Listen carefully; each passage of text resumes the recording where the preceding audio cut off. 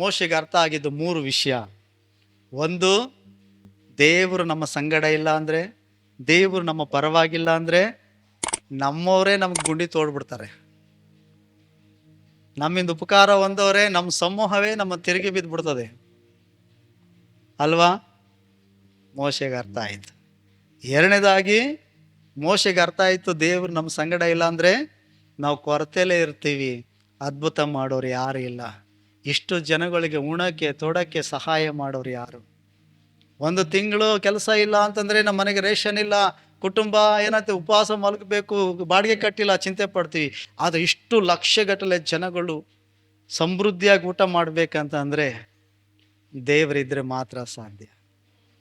ಇನ್ನೊಂದು ಅದ್ಭುತ ಹೇಳ, ಇಸ್ರಾಯೇಲ್ ಜನಗಳು ಐಗುಪ್ತ ದೇಶದಿಂದ ಹೊರ ಬಂದಾಗ ಅವ್ರು ಹಾಕೊಂಡಿದ್ದಂಥ ಜೋಡು, ಅರ್ಥ ಆಯ್ತಾ? ಅವ್ರು ಹಾಕೊಂಡಿದ್ದಂಥ ಬಟ್ಟೆ ಚೇಂಜೇ ಮಾಡಲಿಲ್ಲ. ನೀವು ಕೇಳ್ಬೋದು, ಫಸ್ಟ್ ಅವ್ರು ನಾತ ಹೊಡಿತಿತ್ತಿಲ್ವಾ? ಇಲ್ಲ. ನಿಮ್ಗೆ ಹೇಳ್ತೀನಿ, 3 ವರ್ಷದ ಒಂದು ಮಗು ತಾಯಿಯ 2 ವರ್ಷ 3 ವರ್ಷದ ಮಗು ತಾಯಿಯ ಏನಂತೆ ಬಗ್ಲಲ್ಲಿ ಕೂತ್ಕೊಂಡಿರ್ತೀನಿ, ಐಗುಪ್ತ ದಾಟಿ ಬಂತೇನೋ. 3 ವರ್ಷ ಒಂದು 5 ವರ್ಷದ ಮಗು ತಂದೆ ತಾಯಿ ಕೈ ಹಿಡ್ಕೊಂಡು ಆ ದಾಸತ್ವದಿಂದ ಬಿಡುಗಡೆ ಹೊಂದಿಕೊಂಡು ಐಗುಪ್ತ ದೇಶವನ್ನು ಬಿಟ್ಟು ಕಾನಾನ್ ದೇಶಕ್ಕೆ ಪ್ರಯಾಣ ಮಾಡೋಕ್ಕೆ ಐಗುಪ್ತ ದೇಶದ ಹೊರಗಡೆ ಬರಬೇಕಾದ್ರೆ ಅದಕ್ಕೆ ಹಾಕ್ಕೊಂಡಿದ್ದಂಥ ಜೋಡು 3 ವರ್ಷ ಮಗುಗೆ, 5 ವರ್ಷ ಮಗುಗೆ, 8 ವರ್ಷ ಮಗುಗೆ ಅದು ಹಾಕ್ಕೊಂಡಂಥ ಜೋಡು ಎಷ್ಟು ಇಂಚ್ ಇರ್ಬೋದಪ್ಪ? 3 ವರ್ಷದ ಮಗುಗೆ ಎಷ್ಟು ಇಂಚ್ ಇರ್ತದಪ್ಪ ಜೋಡು? ಎಷ್ಟು ಇಂಚ್ ಇರ್ತದೆ? 5 ನಂಬರ್ ಇರ್ತದೆ. 5 ಇಂಚ್ ಅಂದರೆ ಅಲ್ವಾ? 3 ಇಂಚು, ಇದಕ್ಕಿಂತ ಒಂದು 2 ಇಂಚು, 5 ಇಂಚ್ ಇರ್ತದೆ. ಅರ್ಥ ಆಯ್ತಾ? ಅದಕ್ಕೆ ಹಾಕೊಂಡಿರೋ ಡ್ರೆಸ್ಸು. ಯೋಚನೆ ಮಾಡು, ಅರಣ್ಯದಲ್ಲಿ 40 ವರ್ಷ ನಡಿಬೇಕು. ಅರ್ಥ ಆಯ್ತಾ? ಆ ಮಗು 3 ವರ್ಷ ಇರೋ ಮಗುನೋ, 5 ವರ್ಷ ಮಗುನೋ, 8 ವರ್ಷ ಮಗುನೋ ಅಥವಾ ದೊಡ್ಡವನೋ ಹೇಗೆ ಬೆಳೀತಿದ್ದಾನೋ ಹಾಗೆ ಆ ಜೋಡು ಕೂಡ ಬೆಳೀತೈತೆ. ಅರ್ಥ ಆಯ್ತಾಯ್ತಾ ನಾನು ಹೇಳಿದ್ದು? ದೇವ್ರು ಏನೆಲ್ಲ ಅದ್ಭುತ ಮಾಡ್ದ? ದೇವ್ರು ನಮ್ಮ ಜೊತೆ ಇದ್ರೆ ಏನೆಲ್ಲ ಅದ್ಭುತ ಮಾಡ್ತಾನೆ. ಎಕಡನು ಬಿಡಲ್ಲ. ಹಾಕೊಂಡಿದ್ದ ಮಕ್ಕಳು ಎಕಡನು ಕೂಡ ಬೆಳೀತೈತಂತೆ. ಅವ್ರು ಹೆಂಗೆ ಸೈಜಲ್ಲಿ ಎತ್ತರ ಗಾತ್ರದಲ್ಲಿ ಬೆಳೀತಿದಾರೋ ಅವರು ಜೋಡು ಕೂಡ ಬೆಳೀತೈತಂತಂಗೆ. ಈಗ 40 ವರ್ಷಕ್ಕೆ ಎಷ್ಟು ಸೈಜ್ ಬೇಕಪ್ಪ? 9 ಇಂಚ್ ಬೇಕು. ಅವ್ರು ಹೆಂಗೆ ಬೆಳೆದ್ರು ಅವ್ರ ಜೊತೆ ಜೋಡು ಕೂಡ ಬೆಳೆಯುವಂತೆ ಅದ್ಭುತ ಮಾಡೋಣಂತೆ. ಇನ್ನೊಂದು ಮುಖ್ಯವಾಗಿ ಆ ಮಗು ಹಾಕೊಂಡಿದ್ದ ಡ್ರೆಸ್ಸು, 3 ವರ್ಷದ ಮಗುಗೆ ಎಷ್ಟು ಸೈಜ್ ಹಾಕಿರ್ತಾರಪ್ಪ ಬಟ್ಟೆ? ಅಲೋ, ಎಲ್ಲ ಗೊತ್ತೈತಲ್ವಾ? ಅದಕ್ಕೆ ಹೇಳೋದು, ಮದುವೆ ಆದರೆ ಮಕ್ಕಳಾದ್ರೆ ಎಲ್ಲ ಗೊತ್ತೈತೆ ಸೈಜ್ ಅಂತ. ಅದನ್ನು ಹೆಣ್ಮಕ್ಳು ಕೇಳು, ಎಷ್ಟಮ್ಮ ಬೇಕು?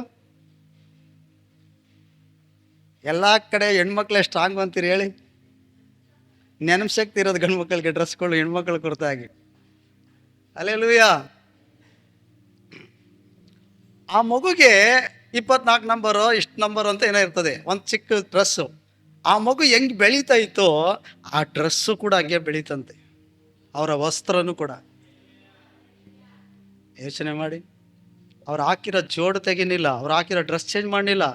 ಆದರೆ ಅವೆರಡೂ ಕೂಡ ಆ ಮಗು, ಆ ಹೆಣ್ಣು ಮಗುನೋ ಗಂಡು ಮಗುನೋ ಹೆಂಗೆ ಬೆಳೀತಿತ್ತೋ ಆ ಆಕಾರದಲ್ಲಿ ಅದ್ರ ತಕ್ಕ ಹಾಗೆ ಸೈಜು ಜೋಡು ಕೂಡ ದೊಡ್ಡದಾಗ್ತೈತೆ, ಡ್ರೆಸ್ಸು ಕೂಡ ದೊಡ್ಡದಾಗ್ತೈತೆ. ಇಂಥ ಅದ್ಭುತ ಮಾಡುವ ದೇವರ ಎಲ್ಲಾರ ಕಂಡೀರಾ? ಯೇಸು ಕ್ರಿಸ್ತನಿಂದ ಮಾತ್ರ ಸಾಧ್ಯ. ನಾನು ನೀನು ನಂಬಿ ಆರಾಧಿಸ್ತಿರೋ ಯೇಸು ಕ್ರಿಸ್ತನಿಂದ ಮಾತ್ರ ಸಾಧ್ಯ. ಆಮೇಲೆ ನೀನೇನಾದ್ರೂ ಇವತ್ತು ಈ ವಾಕ್ಯ ಕೇಳು ಹೋಗಿ, ನಿನ್ನ ಜೋಡು ನೋಡಿಕೊಂಡು ಹೋದ ವಾರ 15 ದಿವಸ ಆಯಿತು ತಗೊಂಡು, ಆಗಲೇ ಸಮದೋಗ್ಬಿಟ್ಟೈತೆ, ದೇವರೇ ಇಸ್ರಾಯೇಲ್ರಿಗೆ ಜೋಡು ಸವಿನಿಲ್ಲ, ಈ ಜೋಡು ಸವಿಬಾರ್ದು ಸ್ವಾಮಿ, ಚೆನ್ನಾಗೈತೆ ಅಂತ ಹೇಳ್ಬೇಡ. ದೇವರನ್ನು ಪರೀಕ್ಷೆ ಮಾಡೋಕೆ ಹೋಗ್ಬೇಡ ನೀನು. ಹಲ್ಲೆಲೂಯಾ. ನೀನು ಯಾವುದೇ ಕಾನಾನ್ ದೇಶಕ್ಕೆ ಐಗುಪ್ತ ದೇಶದಿಂದ ದೇವರು ಪ್ರಯಾಣ ಮಾಡಿಸ್ತಿಲ್ಲ. ನಾನು ನಿನ್ನ ಮಾಡಿಸ್ತಾ ಇರೋದು ಆತ್ಮಿಕ ಪ್ರಯಾಣ. ಈ ಭೂಲೋಕ ಅನ್ನೋದು ಐಗುಪ್ತ ದೇಶ ಇದ್ದಂಗೆ ಆತ್ಮಿಕ ಸಿದ್ಧತೆಯಾಗಿ ದೇವ್ರ ಬರುವಿಕೆಗಾಗಿ ಸಿದ್ಧತೆ ಆಗ್ತಾ ಇದ್ದೀವಿ. ನಾವು ಈಜಿಪ್ಟ್ ದೇಶದಿಂದ ಅಂದರೆ ಈ ಲೋಕವನ್ನು ಬಿಟ್ಟು ಪರಲೋಕಕ್ಕೆ ಸಿದ್ಧತೆ ಆಗ್ತಿದ್ದೀವಿ. ನಮ್ಮ ಪ್ರಯಾಣ ಕಾಲು ನಡಿಗೆ ಅಲ್ಲ, ನಮ್ಮ ಪ್ರಯಾಣ ಆತ್ಮಿಕ ನಡಿಗೆ ಆಗಿದೆ. ಅರ್ಥ ಆಯ್ತಾ? ಒಂದು ವೇಳೆ ಕಾಲು ನಡಿಗೆ ಆಗಿದ್ರೆ ಖಂಡಿತ ದೇವರು ಆ ರೀತಿ ನಡೆಸೋದಾದ್ರೆ ಇಸ್ರಾಯೇಲ್ಗೆ ಎಷ್ಟು ಅದ್ಭುತ ಮಾಡೋನು ಅದಕ್ಕಿಂತ ಹೆಚ್ಚಿನ ಅದ್ಭುತ ನಮ್ಗೆ ಮಾಡ್ತಾನೆ. ಅದೆಂಗ್ ಪಾಸ್ರೆ, ಅವ್ರಿಗಿಂತ ನಾವೇನು ವಿಶೇಷವಾದವ್ರು ಅಂತ ಹೇಳ್ಬೇಡ್ರಿ, ಖಂಡಿತವಾಗಿ ವಿಶೇಷವಾದವ್ರೆ. ಅವ್ರಿಗಿಂತ ಅಲ್ಲ, ಅವ್ರಿಗೆ ಅದ್ಭುತ ಮಾಡಿದ ದೇವರು ಅವ್ರಿಗಿಂತ ಹೆಚ್ಚಾಗಿ ನಮ್ಮ ಜೀವಿತದಲ್ಲಿ ಮಾಡ್ತಾನೆ. ಯಾಕೆ ಹೇಳಿ? ದೇವ್ರ ವಾಕ್ಯ ಏನು ಹೇಳ್ತದೆ? ನೀವು ನೋಡಿ ನಂಬಿದ್ದೀರಿ, ನೋಡದೆ ನಂಬುವವರು ಎಷ್ಟೋ ಧನ್ಯರಂತೆ. ಹಾಗಾದ್ರೆ ನಮ್ಮ ಜೀವಿತದಲ್ಲಿ ಎಷ್ಟು ಅದ್ಭುತಗಳು ಮಾಡಬಲ್ಲ ಅಂತ. ಹಾಗಾದ್ರೆ ಮೋಶೆಗೆ ಅರ್ಥ ಆಯ್ತು ಮೂರನೇ ಸವಾಲು, ದೇವರು ನಮ್ಮ ಕಡೆ ಇರದೋದ್ರೆ, ಒಂದು ವೇಳೆ ನಮ್ಮ ಪರವಾಗಿ ಬರ್ದೋದ್ರೆ, ನಾವು ಮುಂದೆ ಎದುರಾಗುವಂಥ ಯಾವ ಎರಕ ಕೋಟೆ ಬರ್ತದೋ, ಯಾವ ಯೋರ್ದಾನ್ ನದಿ ಬರ್ತದೋ ದಡ ಮೀರಿ, ಯಾವ ಶೋಧನೆಗಳು ಬರ್ತದೋ, ವ್ಯಾಧಿ ಬರ್ತದೋ, ಚಿಂತೆ ಬರ್ತದೋ, ಯಾವ ಶತ್ರುಗಳು ಮುಂದೆ ನಿಂತ್ಕೊಳ್ತಾರೋ ಗೊತ್ತಿಲ್ಲ, ಅದನ್ನು ಜಯಿಸಲಿಕ್ಕೆ ದೇವರು ಬೇಕು. ನಿನ್ನ ತೋಳಿನ ಬಲ, ನಿನ್ನ ಮಾಂಸದ ಬಲ, ನಿನ್ನ ಜ್ಞಾನ, ನಿನ್ನ ಜಾತಿ, ನಿನ್ನ ಸಂಪಾದನೆ ಯಾವುದು ಕೂಡ ಆ ಶೋಧನೆ ಜಯಿಸಕ್ಕಾಗಲ್ಲ. ದೇವರು ನಿನ್ನ ಪರವಾಗಿರೋದಾದ್ರೆ ಮಾತ್ರ ಜಯ ಗಳಿಸೋಕ್ಕೆ ಸಾಧ್ಯ. ಹಾಗಾದ್ರೆ ಹೇಳ್ರಿ ಪ್ರೇರೆ, ಮೋಶೆಯ ಪ್ರಾರ್ಥನೆ ನಮ್ಮ ಪ್ರಾರ್ಥನೆ ಆಗಿರಬೇಕು.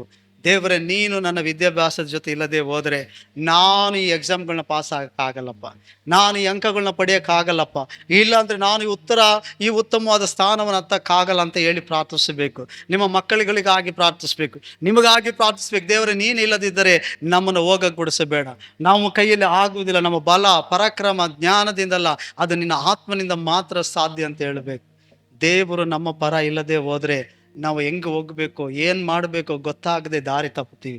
ಆದರೆ ದೇವರು ನಮ್ಮ ಸಂಗಡ ಇರೋದಾದರೆ, ದಾವೀದನು ಹೇಳೋ ಪ್ರಕಾರವಾಗಿ, ಯೆಹೋವನು ನನಗೆ ಕುರುಬನು, ನಾನು ಕೊರತೆ ಪಡೇನು, ಆತನು ಹಸ್ರು ಹುಲ್ಲು ಗಾವಲಲ್ಲಿ ನನ್ನ ನಿತ್ಯವೂ ನಡೆಸ್ತಾನೆ ಎಂಬುದಾಗಿ. ಹಲ್ಲೆಲೂಯಾ.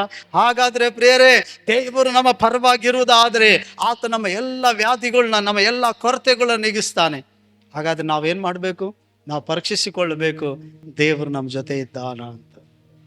ನಾವು ದೇವರ ಜೊತೆ ಇದ್ದೀವ ಅನ್ನೋದನ್ನು, ದೇವರು ಎಲ್ಲ ವಿಷಯದಲ್ಲಿ ನಮ್ಮ ಜೊತೆ ಇರುವ ಹಾಗೆ ನಾವು ಆತನಿಗೆ ಮೆಚ್ಚುಗೆಯಾಗಿ ಜೀವಿಸ್ತಾ ಇದ್ದೀವಾ ಎಂಬುದಾಗಿ ನಾವು ಪರೀಕ್ಷಿಸಿಕೊಳ್ಳಬೇಕು. ಹಲ್ಲೆಲೂಯಾ. ಅರ್ಥ ಆಯ್ತಾ? ದೇವರು ನಮ್ಮ ಪರವಾಗಿರೋದನ್ನ ಸಾಕ್ಷಿ ಕೊಡ್ತಾನೆ. ಅದಕ್ಕೆ ಹೇಳ್ತಾನೆ, ನೀನು ನಮ್ಮ ಪರವಾಗಿ ಇರುವುದಾದರೆ ಎಲ್ಲ ಜನಾಂಗಗಳಿಗೂ ಗೊತ್ತಾಗ್ತದೆ ದೇವರು ಇವರ ಪರವಾಗಿದ್ದಾನೆ, ದೇವರು ಇವರು ಕರೆತಂದಿದ್ದಾನೆ ಅನ್ನೋದನ್ನು. ಹಲ್ಲೆಲೂಯಾ. ಹಾಗಾದರೆ ದೇವರ ಪರ ಇರುವವರೇ, ವಿರೋಧ ಕಷ್ಟ ಹೋರಾಟಗಳು ಇದ್ದರೂ ಕೂಡ ಅವರ ಪರ ದೇವರು ಇರೋದಾದರೆ ಖಂಡಿತ ಅವುಗಳಿಂದ ಮೇಲೆ ತೆಗೆದುಕೊಂಡು ಬಂದು ಆಶೀರ್ವದಿಸಿ ಅನೇಕರಿಗೆ ಆಶೀರ್ವಾದಕರವಾಗಿರ್ತಾನೆ ದೇವರು. ಇವತ್ತಿನ ಕಷ್ಟ ಸಮಸ್ಯೆ ನೋಡಿ ದೇವರು ನನ್ನ ಜೊತೆ ಇಲ್ಲ, ದೇವ್ರು ನನ್ನ ಕೈ ಬಿಟ್ಟವನೇನು, ದೇವ್ರು ನನ್ನ ಮರ್ತಿದ್ದಾನೆ ಅಂತೇಳಿ ತಪ್ಪಾಗಿ ನೆನೆಸಬೇಡ. ದೇವರು ನಿನ್ನ ಸಂಗಡ ಇರೋದ್ರಿಂದ 2025 ಕಾಪಾಡಿ 26ನೇ ವರ್ಷಕ್ಕೆ ನಿನ್ನ ಕುಟುಂಬನ ತಂದಿದ್ದಾನೆ ದೇವರು.